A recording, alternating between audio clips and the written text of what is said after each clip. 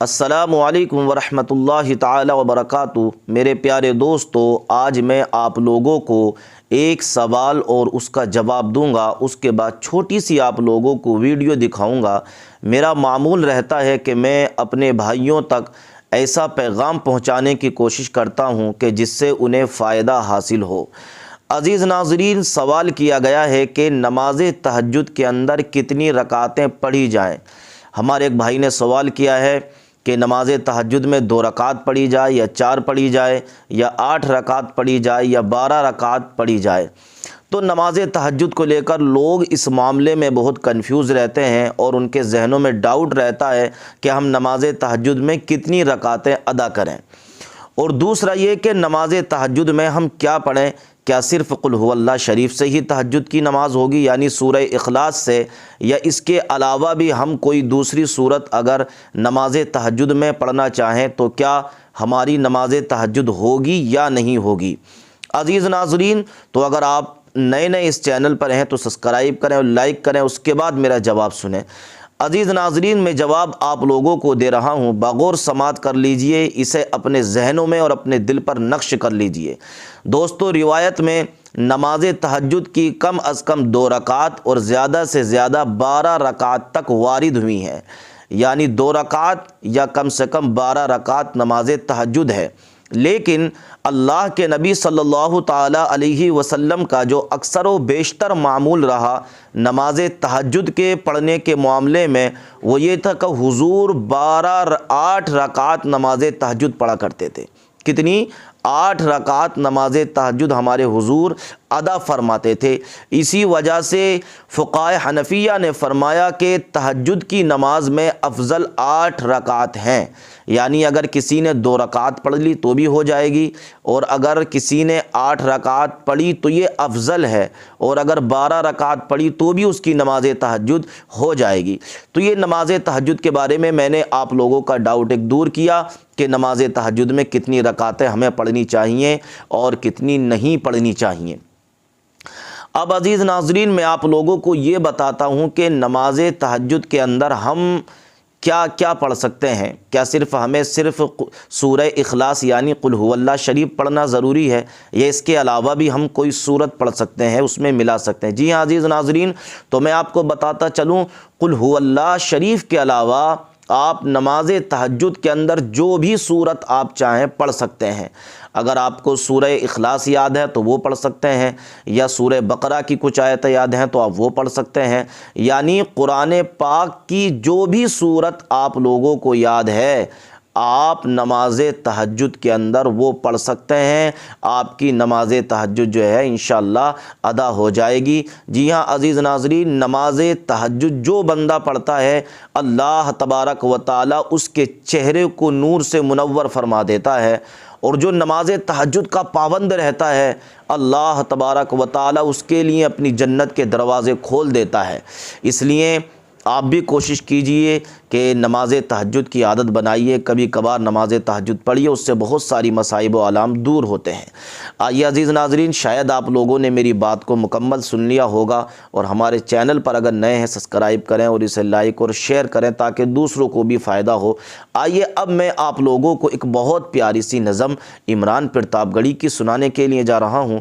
آئیے ذرا عقیدت و محبت کے ساتھ اس نظم کو آپ لوگ مکمل سماعت کر لیجیے۔ وقت کی یہ ضرورت سمجھ لو، بن پڑھے اب گزارا نہیں ہے، نہ کوئی رہنما نہ حکومت، کوئی بھی اب تمہارا نہیں ہے، نہ کوئی رہنما نہ حکومت، کوئی بھی اب تمہارا نہیں ہے۔ اور ابتدا لفظ اقرا سے یارو، جس کے قرآن کی ہو رہی ہو، ابتدا لفظ اقرا سے یارو، جس کے قرآن کی ہو رہی ہو، قوم ایسی بھی رہ جائے جاہل یہ خدا کو گوارا نہیں ہے. قوم ایسی بھی رہ جائے جاہل یہ خدا کو گوارا نہیں ہے. اور ایک شعر پڑھتا ہوں بہت خوب کہ تم پڑھو اور پڑھ کر لکھو سب ورنہ تاریخ بدلی ملے گی. اب تو حکومتوں نے مشن بنا لیا. میں ایک صبح سو کے اٹھا دلی میں تو پتہ چلا الہ آباد اب الہ آباد نہیں ہے. میں اگلی صبح سو کے اٹھا تو پتہ چلا کہ فیض آباد اب فیض آباد نہیں ہے. میں ایک اور صبح سو کے اٹھا تو کسی اور شہر کا نام بدلا جا چکا. میں ایک اور صبح اٹھتا ہوں تو پتہ چلتا ہے کہ کسی اور شہر کا نام بدلا جا چکا ہے.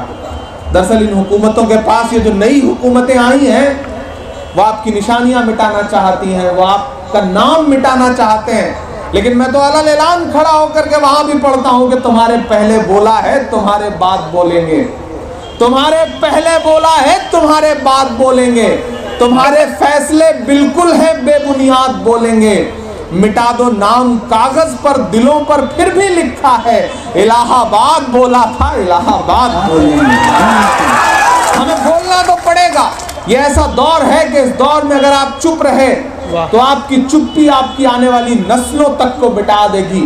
میں اس لیے زندہ ہوں کہ میں بول رہا ہوں, میں اس لیے زندہ ہوں کہ میں بول رہا ہوں. دنیا کسی گونگے کی کہانی نہیں لکھتی. بولنا تو پڑے گا میرے بھائی, بولنا تو پڑے گا. اور جب بولنا پڑے گا تو عمران یہ شعر پڑھ رہا ہے کہ ابتدا لفظ اقرا کی یارو جس کے قرآن کی ہو رہی ہو. ابتدا لفظ اقرا سے یارو جس کے قرآن کی ہو رہی ہو. قوم ایسی بھی رہ جائے جاہل یہ خدا کو گوارا نہیں ہے. اور تم پڑھو اور پڑھ کر لکھو سب ورنہ تاریخ بدلی ملے گی.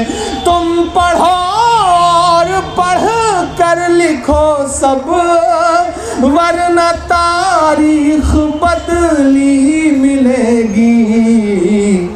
اب قلم اور کاغذ سے بڑھ کر دوسرا کوئی چارہ نہیں ہے. اب قلم اور